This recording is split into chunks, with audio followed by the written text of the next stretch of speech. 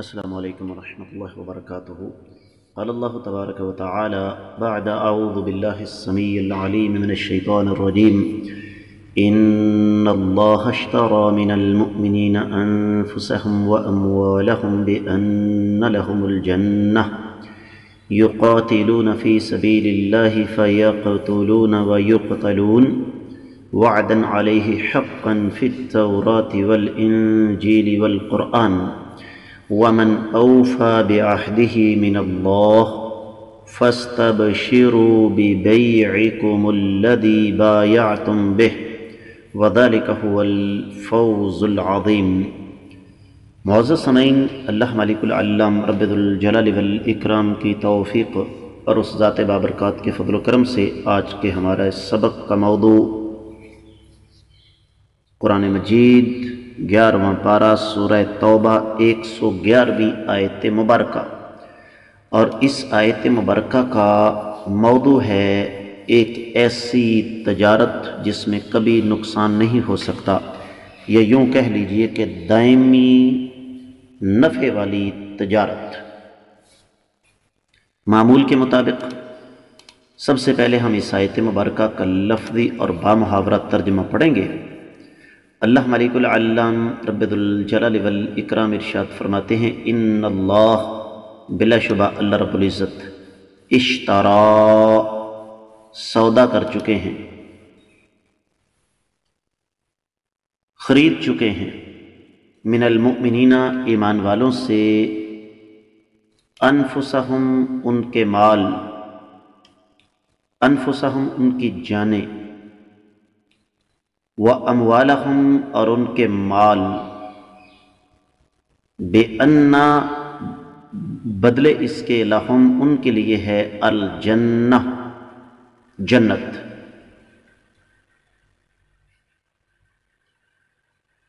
اللہ اکبر کبیرہ والحمد للہ کثیرہ۔ یقاتلون، وہ لڑائی کرتے ہیں، فی سبیل اللہ، اللہ کی راہ میں، فیقتلون، قتل کرتے ہیں اللہ کے دشمنوں کو، ویقتلون، اور خود قتل ہوتے ہیں، یعنی ان کو قتل کیا جاتا ہے، وعدن، یہ وعدہ ہے، علیہ، اس پر، حقاً، سچا، فی التوراۃ، تورات میں، والانجیل، اور انجیل میں، والقرآن، اور قرآن میں، ومن اوفا، اور کون زیادہ وفا کرنے والا ہے، بعہدہ، اپنے وعدے کو، من اللہ، اللہ کے مقابلے میں، فاستبشروا، پس تم خوشخبری حاصل کرو، ببیعکم، اپنے اس سودے کی، الذی، وہ سودا، بایعتم بہ، جو تم نے اللہ کے ساتھ کیا ہے، وذالک، اور یہ ہوا، وہی ہے، الفوز، کامیابی، العظیم، بہت بڑی۔ بامحاورہ ترجمہ سماعت فرمائیے گا۔ بلا شبہ اللہ تعالیٰ نے ایمان والوں سے ان کی جانوں کو اور ان کے مالوں کو جنت کے بدلے میں خرید لیا ہے۔ وہ لوگ اللہ کی راہ میں لڑتے ہیں، قتل کرتے ہیں اور قتل کیے جاتے ہیں، اس پر سچا وعدہ کیا گیا ہے، تورات میں بھی اور انجیل میں بھی اور قرآن میں بھی، اور اللہ تعالیٰ سے زیادہ اپنے وعدے کو پورا کرنے والا کون ہے؟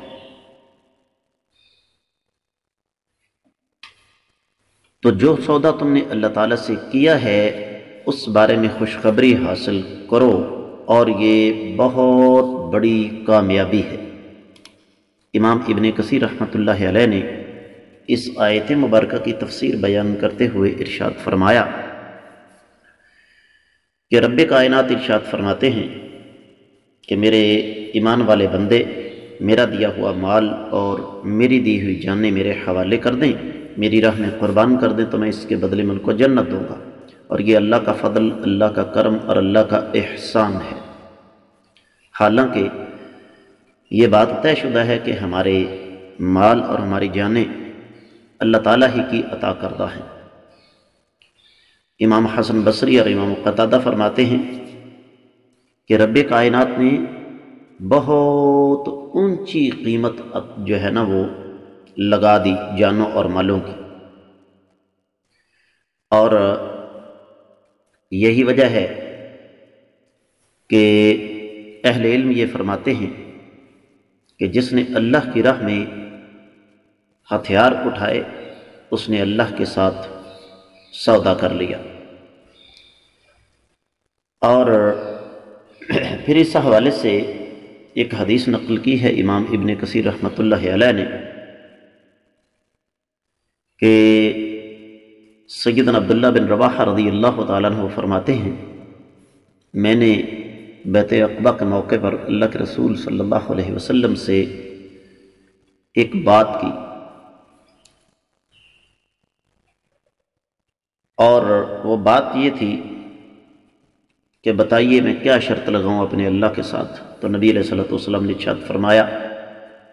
اللہ کے ساتھ شرط لگا لو کہ تم اللہ کی عبادت کرو گے، اس کے ساتھ کسی کو شریک نہیں بناؤ گے، اور اللہ تعالیٰ کی راہ میں اپنا مال اور اپنی جان جو ہے وہ قربان کرو گے تو اس کا بدلہ تمہیں جنت کی صورت میں ملے گا۔ اب اگلی بات یہ ہے کہ اللہ کی راہ میں جانوں اور مالوں کے سودے کی شکل کیا ہے؟ وہ جہاد فی سبیل اللہ ہے۔ صحیح بخاری اور صحیح مسلم میں حدیث آتی ہے، نبی کریم صلی اللہ علیہ وسلم نے ارشاد فرمایا کہ جو شخص اللہ کی راہ میں نکلتا ہے اللہ تعالیٰ نے اس کی کفالت کا ذمہ لیا ہے، وہ صرف جہاد کے لیے نکلتا ہے، میرے رسولوں کی تصدیق کے لیے نکلتا ہے، اگر میدان میں شہید نہ بھی ہو، راستے میں شہید ہو جائے تو جنت میں جائے گا، اور اگر واپس آ گیا تو اجر اور مال غنیمت دونوں لے کر آئے گا۔ پھر فرمایا کہ وعدن علیہ حقا فی التوراۃ والانجیل والقرآن۔ ابن کثیر رحمۃ اللہ علیہ فرماتے ہیں کہ یہ اس وعدے کی تاکید ہے، اور یہ اس بات کا ثبوت ہے کہ رب کائنات نے اپنے اوپر یہ بات فرض کر لی ہے اور اپنے رسولوں پر یہ احکامات نازل فرما دیے، کیونکہ تورات موسیٰ علیہ السلام پر نازل ہوئی، انجیل عیسیٰ علیہ السلام پر نازل ہوئی، قرآن نبی علیہ السلام پر نازل ہوا۔ تو فرمایا وَمَنْ أَوْفَى بِعَهْدِهِ مِنَ اللَّهِ، اس کی تائید سورۃ النساء 87ویں آیت مبارکہ، وَمَنْ أَصْدَقُ مِنَ اللَّهِ حَدِيثًا، اسی سورہ مبارکہ کی 122ویں آیت مبارکہ، وَمَنْ أَصْدَقُ مِنَ اللَّهِ قِيلًا۔ اس لیے فرمایا اللہ سے سچا وعدہ یا اللہ سے سچی بات کس کی ہو سکتی ہے؟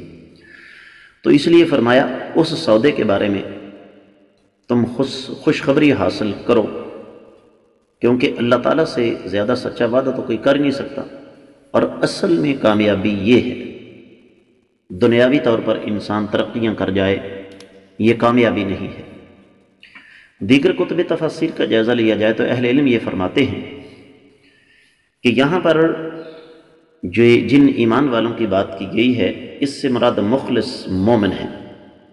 اور اس آیت مبارکہ میں بنیادی طور پر اللہ تعالیٰ کی راہ میں جہاد کی تلقین اور ترغیب دلائی گئی ہے کہ یہ دنیا کی زندگی عارضی ہے، دنیا کی کوئی نعمت ایسی نہیں ہے جس کو زوال نہ ہو، اس کے مقابلے میں اللہ تعالیٰ کی جنتیں تمہارا انتظار کر رہی ہیں،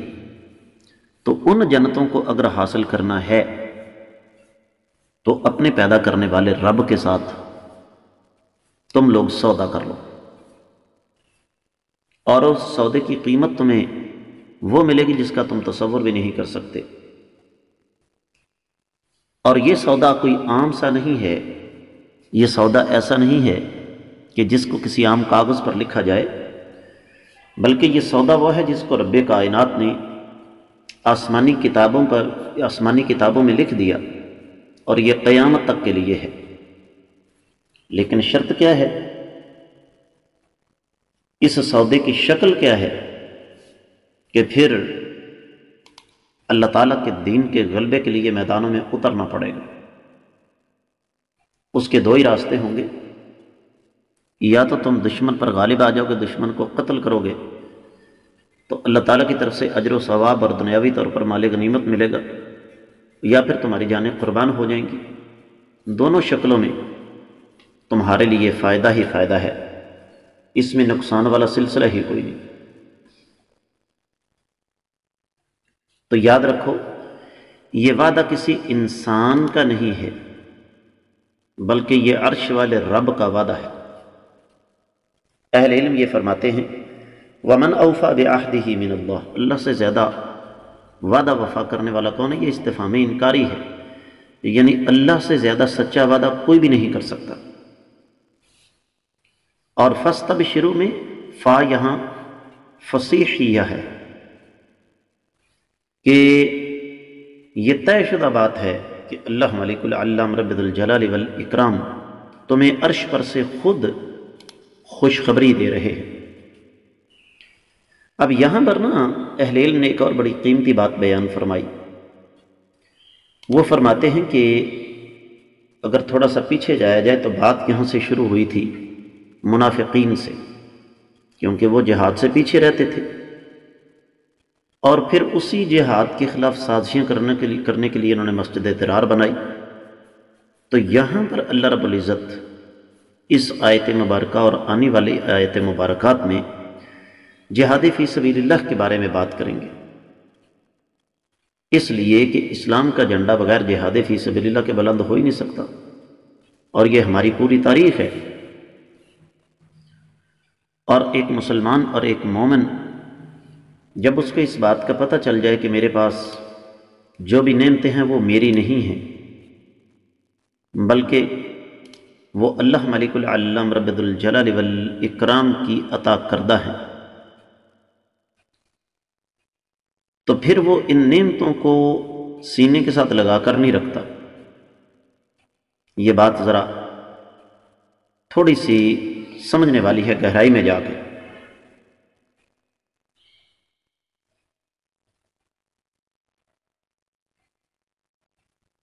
کہ ایک مسلمان اور ایک مومن، اس کے نزدیک سب سے بڑی چیز آخرت ہے، اور اس کے لیے اسے اللہ تعالیٰ کے احکامات کی پابندی کرنے کی ضرورت ہے۔ اور یہاں پر ایک اور چیز جو آپ کو سمجھانا ضروری ہے وہ یہ کہ جس طرح انسان اللہ تعالیٰ کے قریب ہونے کی کوشش کرتا ہے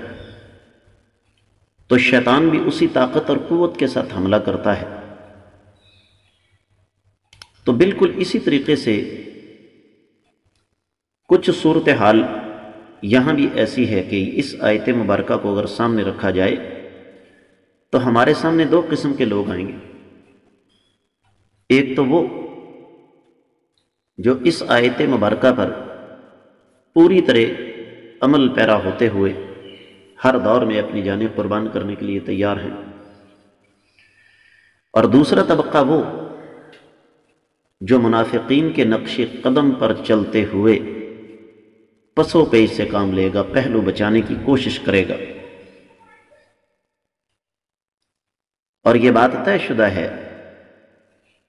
کہ مسلمان جب جہاد فی سبیل اللہ سے پہلو بچانے کی کوشش کرتا ہے تو اس کا نتیجہ کیا ہے، یہ میں بھی جانتا ہوں اور آپ بھی جانتے ہیں۔ تو حاصل کلام یہ ہے کہ رب کائنات نے یہاں ایک انتہائی نفع والی تجارت کی طرف ہماری رہنمائی فرمائی ہے، ہمیں ترغیب دلائی ہے۔ اب یہ سوچنا ہمارا کام ہے کہ ہم نے اس نفع والی تجارت کو اختیار کرنا ہے کہ نہیں کرنا۔ اس کے ساتھ ہی اس آیت مبارکہ کی مختصر تفسیر مکمل ہوتی ہے۔ اللہ نے چاہا تو آنے والے سبق میں ہم اگلی آیت مبارکہ پڑھنے کی کوشش کریں گے۔